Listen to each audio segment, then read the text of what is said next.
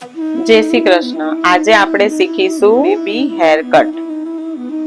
તો baby hair કટમાં સૌથી પહેલા આપણે શું કરવાનું છે? તો સૌથી પહેલા આપણે ફ્રન્ટ ટુ બેક એટલે ફ્રન્ટ ટુ બેક એક મિડલ પાર્ટીશન કરવાનું છે. Front to back middle partition સેજ ઉપર જો બેટા, હા. પછી ઈયર ટુ ઈયર નું પાર્ટીશન કરવાનું છે, એટલે અહીંયાથી ઈયર ટુ ઈયર.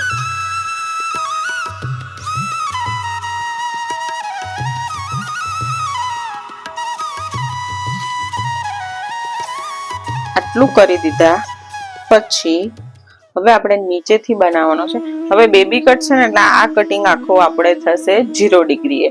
આખું આપણે બોડીને ટચ કરીને જ આખું કટિંગ કરવાનું છે. તો સૌથી પહેલા આપણે શું લેશું? વી શેપ. બરાબર? અહીંયાથી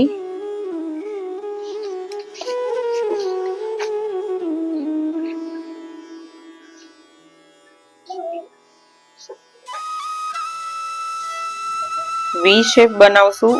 એ વી શેપ એટલે કે સીધો એ અને ઊંધો વી, આ બાજુથી અને આ બાજુથી, બંને બાજુથી. બરાબર? પછી અહીંયા આપણે શું કરશું? ક્લાયન્ટની રિક્વાયરમેન્ટ એટલે કે આની રિક્વાયરમેન્ટ કેટલી છે, બરાબર? તો એને મમ્મી એવું કહેતા હતા કે બહુ લેન્થ શોર્ટ કરવી નથી, તો આપણે એની લેન્થ આટલી જ શોર્ટ કરશું. કટિંગ કેવું કરવાનું છે? સ્ટ્રેટ જ. બરાબર? 0 ડિગ્રી એ જ કટિંગ સ્ટ્રેટ. વધારે કરવા છે નહીં. હવે આપણે આ બાજુથી થોડાક હેર લેશું, એ જ સેક્શનમાં, વી સેક્શનમાં પણ હાફ. બરાબર? અહીંયાથી થોડાક વાળ લેવાના, એને પણ સ્ટ્રેટ જ કટ કરવાના. હવે જો મારી અહીંયા મને શું દેખાય છે? ગાઈડલાઈન. બરાબર? અહીંયા ગાઈડલાઈન દેખાય છે મને. ગાઈડલાઈન પ્રમાણે મારે શું કરવાના છે? Straight cut. Boy baby cut છે એ થોડું ટફ છે, કારણ કે તમને ગાઈડલાઈન શોર્ટ હેરમાં ગાઈડલાઈન જલ્દી મળે નહીં અને તમને લેવામાં પણ થોડી તકલીફ પડે એટલા માટે. બરાબર? તો ગાઈડલાઈન પ્રમાણે સ્ટ્રેટ કટ. ઓકે છે, સીધું જો બેટા. હા, બસ.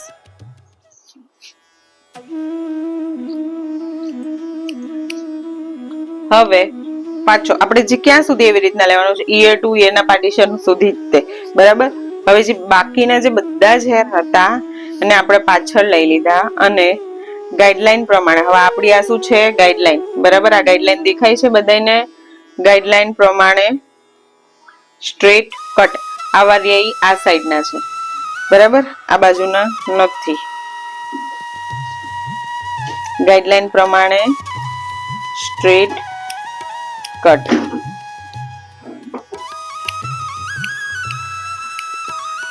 હવે આટલું કટિંગ થઈ ગયા પછી આ બાજુનું કટિંગ કરશું. લાઈન લેશું જેવી રીતના આપણે ક્રોસમાં લીધું હતું એવી જ રીતના.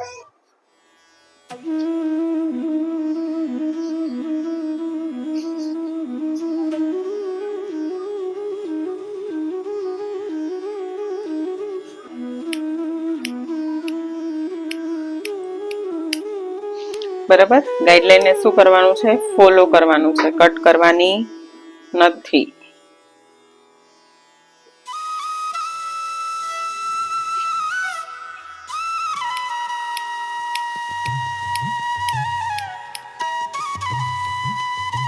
ક્યાં સુધીના હેર લેવાના છે? ઈયર ટુ ઈયર સુધીના.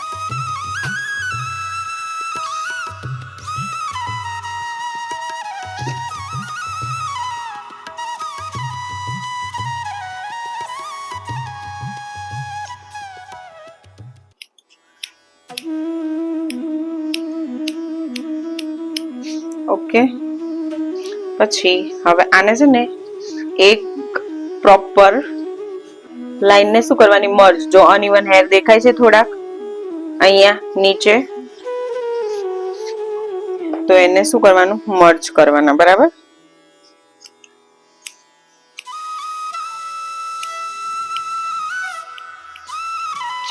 જેવું હલીશ નહીં બેટા. હલવાનું નહીં ને તો હેર કટિંગ બગડી જાય. બસ મન નો કેતી તું હો. હવે આગળના હેર ઊંચું જો. હવે અહીંયાથી આપણે ગાઈડલાઈન લેશું. હવે અને અહીંયા ઉપરથી છે ને જો સ્ટ્રેટ જ એના પહેલેથી હેર કટ થયેલા છે એટલા માટે. નતર આગળના વાળ લોંગ હોય ને તો આ ગાઈડલાઈન પ્રમાણે આગળના હેરના શોર્ટ કરવા.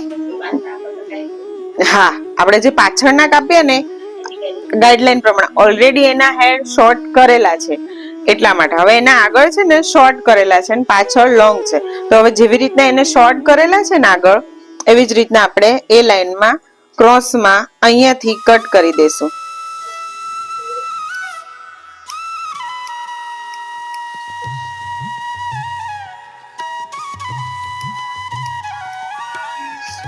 જો ના હોય તો અધરવાઇઝ લોંગ હેર હોય ને તો આ ગાઈડલાઈન પ્રમાણે આ વાળ બધા અહીંયાથી કાપવાના સ્ટ્રેટ, બરાબર.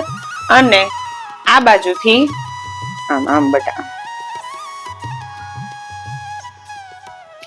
અહીંયા ગાઈડલાઈન પ્રમાણે આટલામાં જો અહીંયા મને દેખાય છે આટલા વાળ જે અનઇવન છે, તો એ પ્રમાણે બધા જ વાળ આગળના હોય ને જે લોંગ હોય એ ગાઈડલાઈન પ્રમાણે આગળના વાળ બધા જ શોર્ટ કરી દેવાના, બરાબર.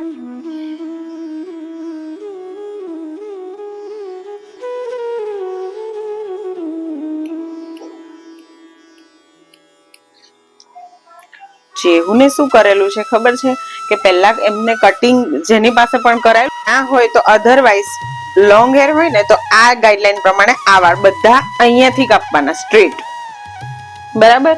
અને આ બાજુથી આમ આમ બટા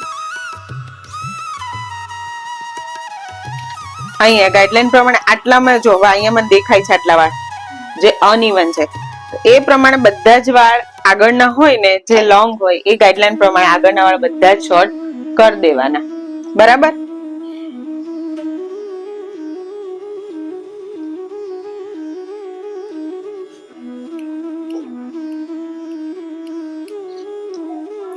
જેહુને શું કરેલું છે ખબર છે કે પહેલા એમને કટિંગ જેની પાસે પણ કરાયેલું છે ને એમને કટિંગ કેવી રીતના કર્યું છે ખબર છે? આ બધા વાળ આગળ રાખીને કટિંગ કર્યું છે. આમ આ કરવું જ શોર્ટ.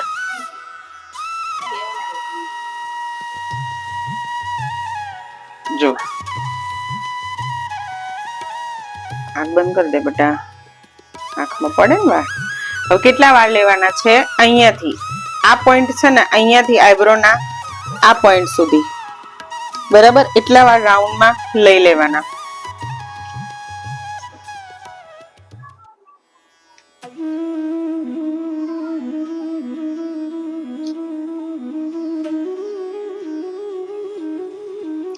આંખની ઉપર આવે એવા.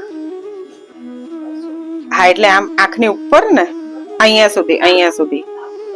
તો સૌથી પહેલા અહીંયાથી આપણે વચ્ચેથી એક ઓરેન્જ પીલ સેક્શન લેવાનું છે, બરાબર. આવી રીતના આમ બે આઈબ્રોની મિડલમાંથી, બરાબર. ઓરેન્જ પીલ સેક્શન લીધું.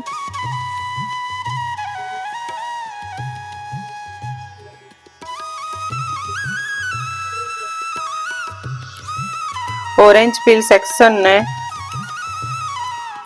રિક્વાયરમેન્ટ પ્રમાણે શોર્ટ કર્યું. પછી એ જ પ્રમાણે હવે આ વાળને પણ અહીંયા જ લાવવાના, આમ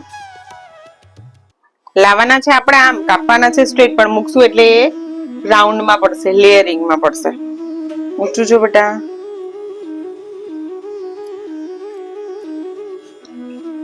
જોવો પડ્યા, એ સીધા ના પડ્યા. કેવું થયું એનો સેજ રાઉન્ડ. લીધા મેં ક્યાં? અહીંયાથી. એટલે મીન્સ કે ગાઈડલાઈન હું અહીંયાથી લઉં છું, હેરને હું આમ લઈ જશું, પાછા હેર આ બાજુ જાય છે એટલે એને પોઝિશન શું થઈ જાય છે? ચેન્જ, બરાબર. હવે પાછા હેરને પાછા મેં અહીંયા લીધા ગાઈડલાઈન પ્રમાણે સ્ટ્રેટ કટ.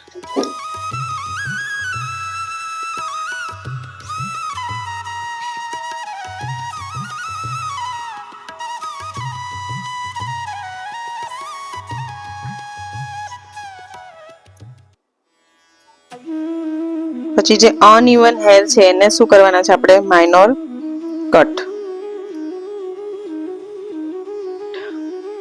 આ છે ને એક બ્રશ છે જે આપણે લોકો ક્લાયન્ટ આપણી પાસે જે બેબી હેર કટ કરાવવા આવે ને ત્યારે છે ને બેબી હેર ફેસ ઉપર અને આખા બોડીમાં અહીંયા બધે પડે. તો આ છે ને આ બ્રશ સ્પેશિયલ એના માટે જ છે. એકદમ 100% તો કવર ના થાય પણ જે છે ને એમના ફેસ ઉપર આવતો હોય ને એ વાળ અને બેબીને કેવું ઇરિટેશન થાય આમ કરડે વાળ, તો આનાથી એ લોકોને શું કે આમ થોડું પેલું પેનિક ના થઈ જાય એમ. અને થોડી વાર એ હેર કટિંગ આપણને કરવા દે.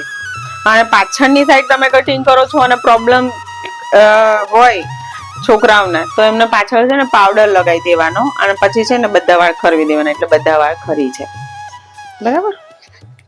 ચલો હવે આ બાજુ કટિંગ થઈ ગયું આપણું.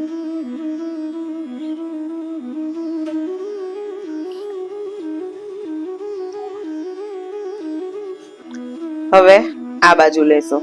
બરાબર. ગાઈડલાઈન લેશું અહીંયાથી. ગાઈડલાઈન થી સ્ટ્રેટ કટ.